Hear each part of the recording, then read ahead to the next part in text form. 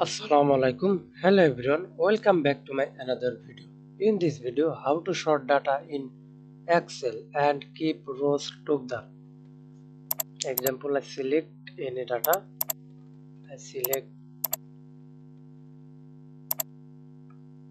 then go to data bar, data option, and click sort.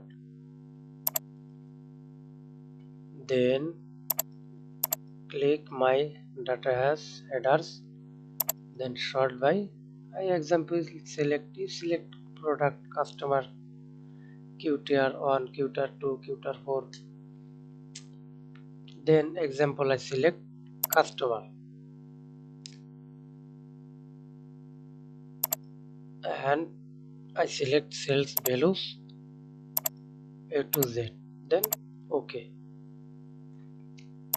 Thanks for watching video. Please subscribe to my channel, like, comment, share. Thank you.